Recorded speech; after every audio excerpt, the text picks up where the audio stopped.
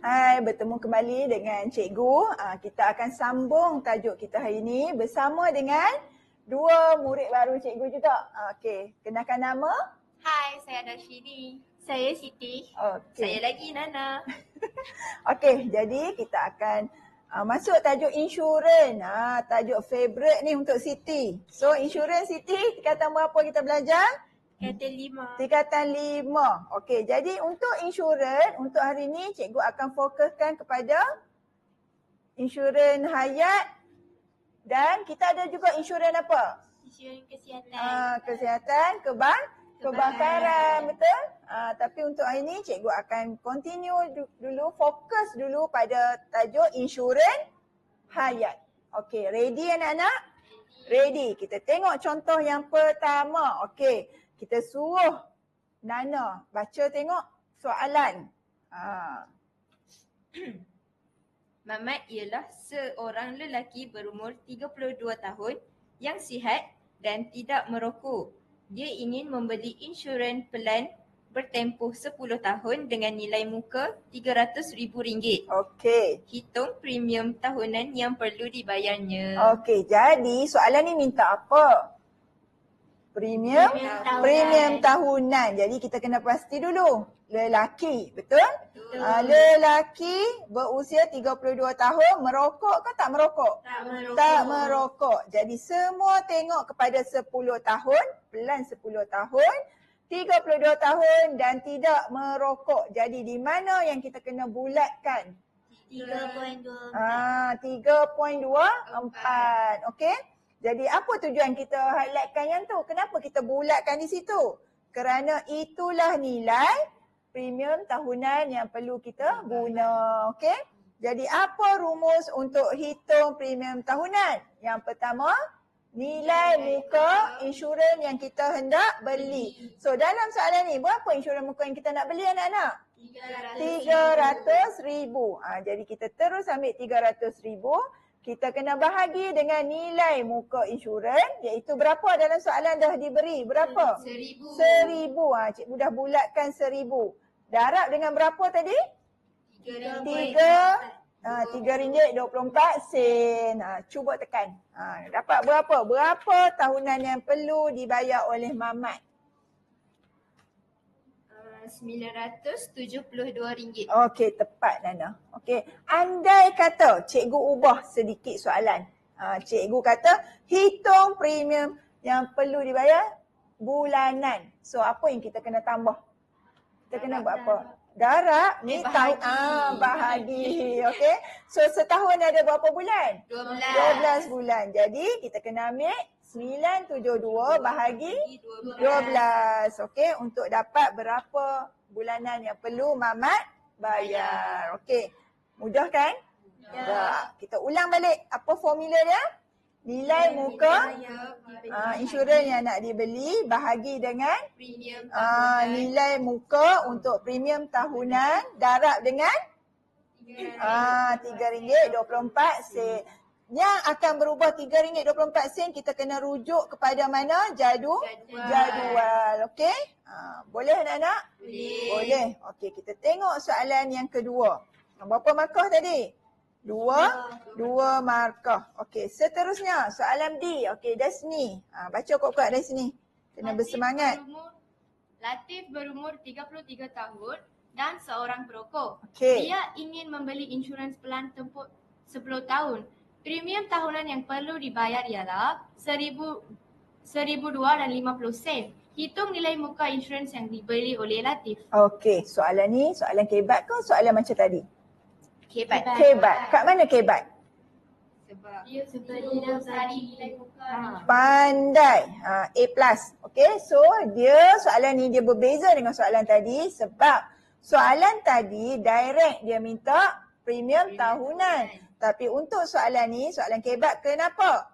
Sebab dia dah bagi siap-siap premium tahunan yang perlu Latif bayar.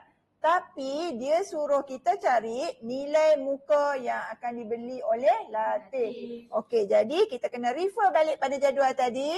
Umur berapa tahun? 33 dan seorang perokok. Cuba tengok pula.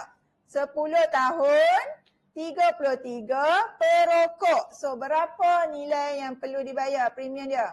RM4 1 sen. Okey, jadi kita pakai formula yang sama. Cuma kita tak tahu nilai muka yang hendak dibeli, betul? Jadi kita ganti dengan nilai apa? X. Ni kita ganti dengan nilai X. Okey, kita bahagi dengan berapa? 1,000. Kita darab dengan RM4 1 sen. Macam mana cara nak tekan kalkulator? Alpha kalkulator. Okey, alpha X bahagi 1,000 darab 4.01. Macam mana nak dapat sama dengan? Alpha calculate. 1002.50. Shift calculate. So dapat berapa anak-anak? 250. Yes, betul. 250,000. Mudah kan kalau tekan kalkulator? Mudah. Kalau dulu kita belajar masa tingkatan 1, anak-anak tak boleh tekan kalkulator. Kena tunjuk jalan kira. Okey. So, selesai untuk insurans. Faham? Mudah? Nak jawab tak nanti untuk SPM? InsyaAllah kita doa keluar untuk SPM kita tahun 2023. Okey. Tajuk paling disukai oleh anak-anak cikgu. Tajuk apa? Gabungan transformasi. Yes, betul. Okey, ni memang anak-anak cikgu cukup suka tajuk ni. Okey, gabungan transformasi. Transformasi kita dah belajar masa tingkatan 2 dan tingkatan 5, betul? Okey, so untuk sebelum cikgu mulakan tajuk ni, oleh sebab tajuk terakhir, jadi kita uji minda anak-anak balik. Okey, jadi sebut kat cikgu ada berapa gabungan transformasi? 4. Pandai Siti. Okey, sebut Siti. Translasi, pembesaran, pantulan dan putaran. Pandai. Tepuk tangan sikit kat Siti. Ingat, senang nak ingat. Okey. So untuk keempat-empat tu, ketiga-tiga tu Siti dah belajar masa tingkatan 2. Cuma masuk tingkatan 5 kita buat gabungan transformasi. Okey. So kita tengok soalan ni. Soalan ni dia kata ABCD ialah objek kan? Jadi kita labelkan ABCD ni sebagai objek. Betul? Image dia apa? JKLM. Bermaksud kawasan yang berlorek. Nampak tak kawasan berlorek tu? Nampak. So kawasan berlorek tu adalah image. Tapi anak-anak jangan salah sangka. Image tu termasuk tak dengan PQRS? Termasuk sebab dia dalam kawasan image. Okey, cuma dia tidak berlorek. Kenapa? Sebab ada soalan. Okey. So kita terus tengok soalan dia. Kita tengok sekarang ni. Fokus kepada rajah yang cikgu tunjukkan. Okey, bila kita tengok rajah, kita kena pilih. Untuk transformasi ni sebenarnya mudah anak-anak. Cuma anak-anak kena pasti dulu. Apa bucu yang paling mudah untuk kita tengok dia punya transformasi. So dalam soalan ni, objek ABCD, apa bucu yang paling mudah? C pandai. Okay, so kita fokus kepada C sekarang ni. Nampak? Nampak. Okay, C akan sama dengan apa? R. Pasti? Dari sini pasti? Pasti. Okey, so betul. C akan sama dengan R. So bila C sama dengan R, kita hanya fokus kepada C dan R. Kalau anak-anak tengok macam tu pun, kita tengok objek, kita tengok image, kita dah tahu dah apa dia transformasi dia. Putaran. Pandai. Okey. So kita kata putaran. Sebelum tu cikgu nak ingatkan, kalau dia kata UV, kita kena buat mana dulu? V dahulu. Kalau soalan tu minta U dulu, kita letak V tu sebagai putaran. Okey?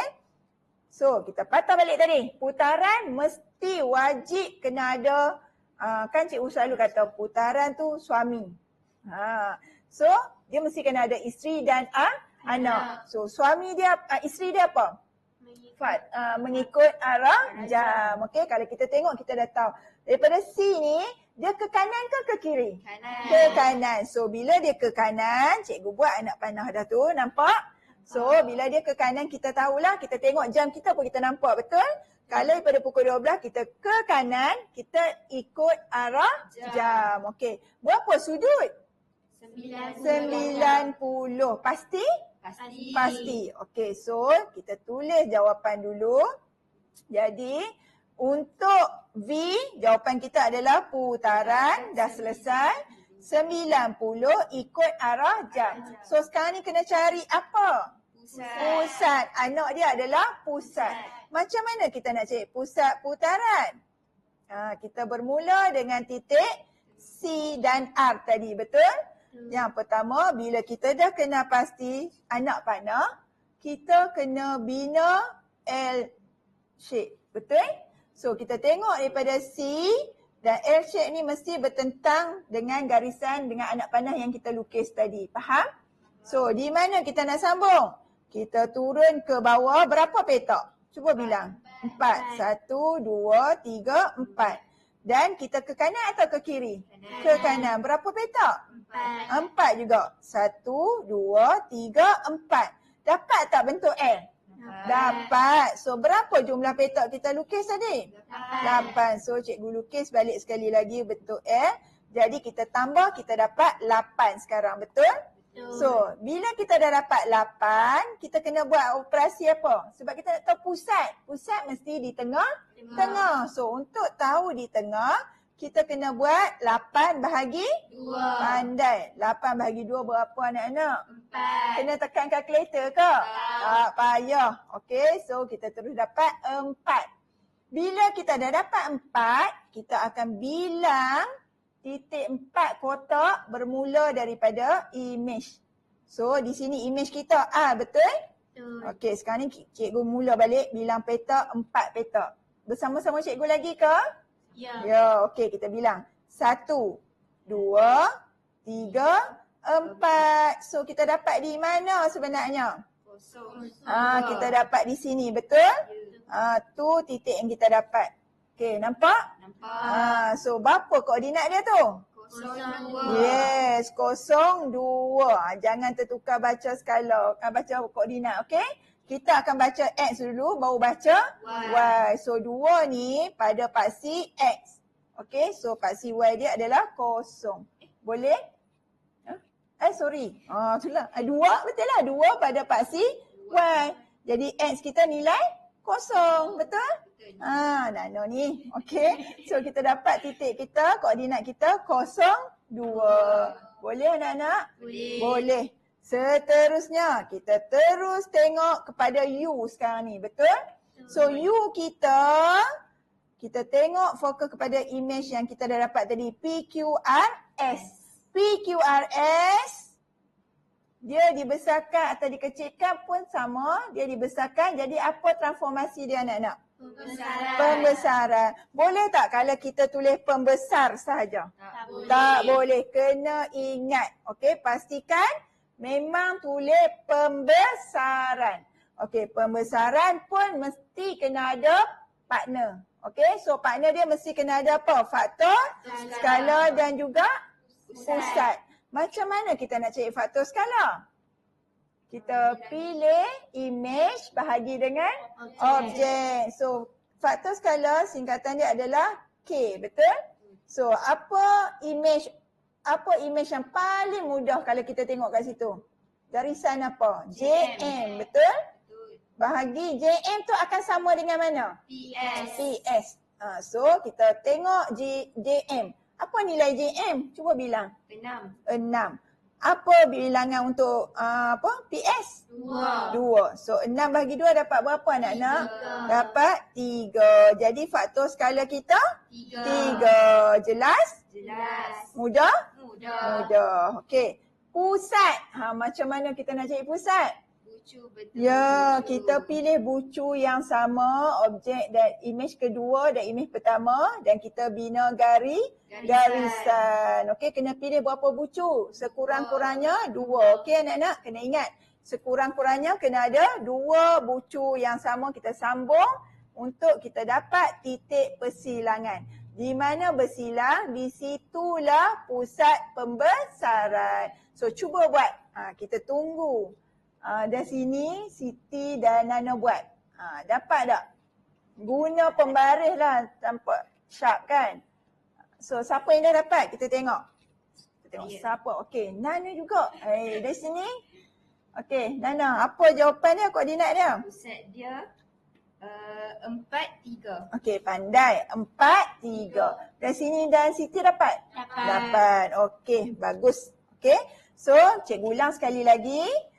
Yang pertama tadi V. Sebab UV kita akan buat V dulu, kemudian kita akan buat U. Jadi daripada objek untuk dapat image yang pertama, kita guna putaran 90 ikut arah jam dan pusat 02. Dan untuk U, pembesaran faktor skala 3, pusat 4, 3. Okey. Sebab tu cikgu kata tajuk gabungan transformasi ni sangat senang. Okey, so kita doakan tajuk transformasi pun masuk untuk SPM 2023. Okey, amin. So kita sambung yang terakhir.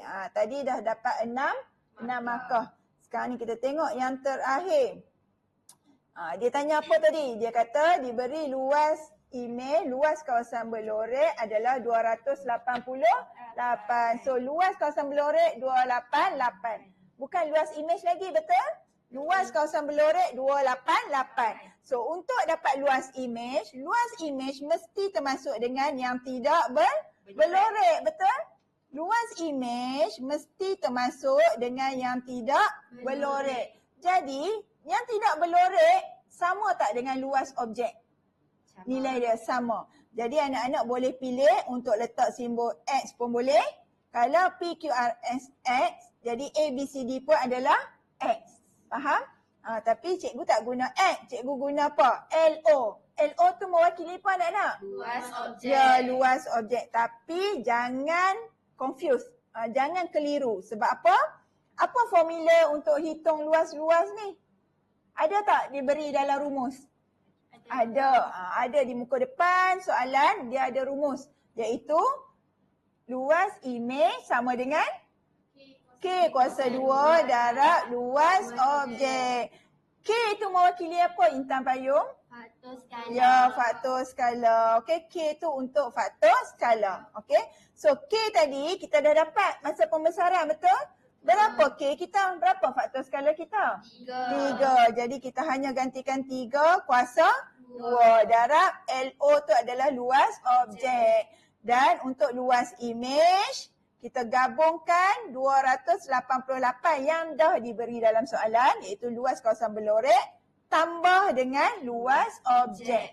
Jadi kita terus tekan kalkulator. Okey, volunteer. Siapa nak tunjuk kat kawan-kawan kita macam mana cara tekan kalkulator? Saya. Okey, Siti. Cuba Siti. Pembuka kurungan. Okey. 288 tambah alfa X. Okey. Tutup kurungan. Lepas tu alfa kalkulit. Okey. 3 kuasa 2 darab alfa X. Okey. Shift kalkulit. Okey, pandai. So jawapan Siti dapat? 36. 36. Tu cikgu dah tulis. Okey. Dari sini macam struggle nak tekan. Cuba tekan tu. Cikgu dah tulis dah kat situ. Okey. Nanti balik cuba. Okey. So selesai. Kita dah dapat luas objek kita adalah 36. Okey. Ada soalan? Ada soalan? Okey. Susah ke senang? Senang. Nak sambung lagi? Lepas ni. Okey. So anak-anak, sebelum kita penamat, terima kasih sebab bersama-sama dengan cikgu hari ini. Dari sini, Siti, Nana, Fatin dan juga Daniel. Okey. So kami daripada SMK Tunku Panglima Besar. Okey. So sebelum akhiri program untuk hari ini, ingat anak-anak, kita nak target apa matematik? A+. Okey, kita nak target A+. Boleh? Boleh. Yakin boleh? Yakin. Yakin boleh. Okey, so ikut apa yang cikgu ajar, kena percaya. Okey. Jadi penamat, terima kasih cikgu ucapkan. Cikgu doakan semoga semua calon SPM 2023 mendapat keputusan yang cemerlang dalam matematik. Assalamualaikum. Bye. Jumpa lagi.